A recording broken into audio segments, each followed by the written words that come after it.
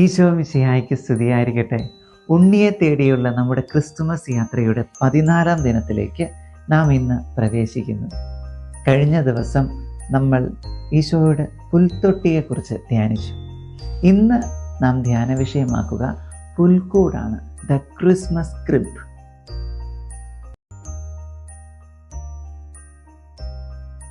പുൽക്കൂട് പണിതുള്ള ക്രിസ്തുമസ് ആഘോഷം ആരംഭിക്കുന്നത് വാസ്തവത്തിൽ ജർമ്മനിയിലാണ്. വിശുദ്ധ ബോണിഫേസ് ആണ് ഇത് ആരംഭിച്ചത് എന്ന ഒരു പാരമ്പര്യമുണ്ട്.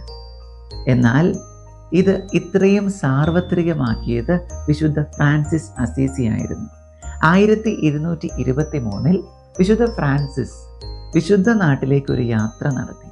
അവിടെ വെച്ച് കണ്ട സ്വർഗീയമായ ദൃശ്യങ്ങളും മനോഹരമായ കാഴ്ചകളുമെല്ലാം അദ്ദേഹം തൻ്റെ സഹോദരൻ ജോണിനോട് വിവരിച്ചു. അവിടെയുള്ളതുപോലെയെല്ലാം ഇവിടെ ഒരുക്കി മനോഹരമായി നമുക്ക് ക്രിസ്തുമസ് ആഘോഷിക്കണം എന്ന തൻ്റെ ആഗ്രഹവും പറഞ്ഞു. അങ്ങനെ 1223 ഗ്രേച്ചോ എന്ന് പറയുന്ന സ്ഥലത്ത് ആദ്യത്തെ ക്രിസ്തുമസ് പുൽക്കൂടിൻ്റെ, ജീവനുള്ള പുൽക്കൂടിൻ്റെ മാതൃക നിർമ്മിക്കപ്പെട്ടു. 1223 24-ാം തീയതി വൈകുന്നേരം എല്ലാവരും ഒരുമിച്ച് വന്നു ചേർന്നു. എല്ലാവരും ജീവനുള്ളവർ തന്നെ. കഴുതകളും ജ്ഞാനികളും ആട്ടിടയന്മാരും കുഞ്ഞുണ്ണിയും എല്ലാം ജീവനുള്ളവർ തന്നെ.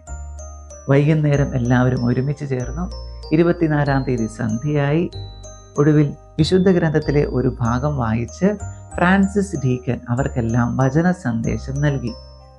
ആ രാത്രിയിൽ ഉണ്ണീശോ വിശുദ്ധ ഫ്രാൻസിസ് അസീസിയുടെ കയ്യിൽ ദൃശ്യമായി എന്ന ഒരു ചരിത്രവുമുണ്ട്. ലൂക്കാസ് സുവിശേഷം 2-ാം അധ്യായം 1 മുതൽ 7 വരെയുള്ള വചനഭാഗം നമുക്കതൊന്ന് വായിച്ചു കേൾക്കാം.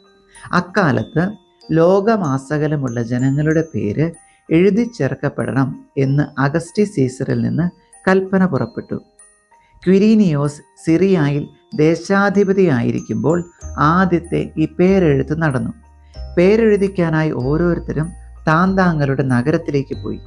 ജോസഫ് ദാവീദിന്റെ കുടുംബത്തിലും വംശത്തിലും പെട്ടവനായിരുന്നതിനാൽ പേരെഴുതിക്കാനായി ഗലീലയിലെ പട്ടണമായ നസ്രത്തിൽ നിന്ന് യൂദയായിൽ ദാവീദിന്റെ പട്ടണമായ ബെത്ലഹേമിലേക്ക് ഗർഭിണിയായ ഭാര്യ മറിയത്തോടുകൂടെ പോയി. അവിടെയായിരിക്കുമ്പോൾ അവൾക്ക് പ്രസവ സമയമടുത്തു. അവൾ തൻ്റെ കടിഞ്ഞൂൽ പുത്രനെ പ്രസവിച്ചു. അവനെ പിള്ളക്കച്ച കൊണ്ട് പൊതിഞ്ഞ് പുൽത്തൊട്ടിയിൽ കിടത്തി. കാരണം സത്രത്തിൽ അവർക്ക് സ്ഥലം ലഭിച്ചില്ല. പുൽക്കൂട്. ഒരു കാര്യം മാത്രം, പുൽക്കൂടാകുന്നത്, വിശുദ്ധമാകുന്നത് ഉണ്ണി കടന്നു വരുമ്പോഴാണ്.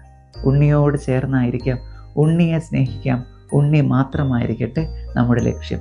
ഇന്ന് വളരെയധികം പുൽക്കൂടുകൾ വിപണിയിൽ സജീവമാണ്. എന്നാൽ എപ്പോഴും മനസ്സിലിതുണ്ടാവട്ടെ, പുൽക്കൂടല്ല, ഉണ്ണിയാണ് പ്രധാനം. ഉണ്ണി വരുമ്പോഴേ പുൽക്കൂട് വിശുദ്ധമാവുകയുള്ളൂ. നമുക്ക് നമ്മുടെ 10 സ്നേഹപ്രവർത്തികളിലേക്ക് പ്രവേശിക്കാം.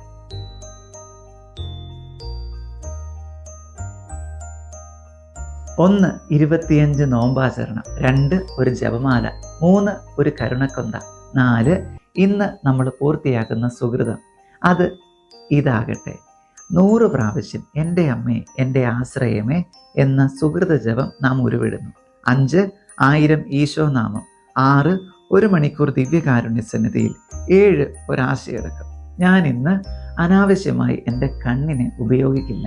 അച്ഛൻ സൂചിപ്പിക്കുക ഡിജിറ്റൽ ഫാസ്റ്റിംഗ്, ആവശ്യമില്ലാത്ത വീഡിയോകൾ, ആവശ്യമില്ലാതെയുള്ള ഫോൺ ഉപയോഗം, ഇതെല്ലാം ഒഴിവാക്കാനായിട്ട് പരിശ്രമിക്കാം. 8 ഒരു വചനം പഠിക്കുന്നു. നാം ഇന്ന് പഠിക്കുന്ന വചനഭാഗം പുറപ്പാട് 14:14. വചനം ഇപ്രകാരം: കർത്താവ് നിങ്ങൾക്ക് വേണ്ടി യുദ്ധം ചെയ്തുകൊള്ളും, നിങ്ങൾ ശാന്തമായിരുന്നാൽ മതി. കർത്താവ് നിങ്ങൾക്ക് വേണ്ടി യുദ്ധം ചെയ്തുകൊള്ളും, നിങ്ങൾ ശാന്തമായിരുന്നാൽ മതി.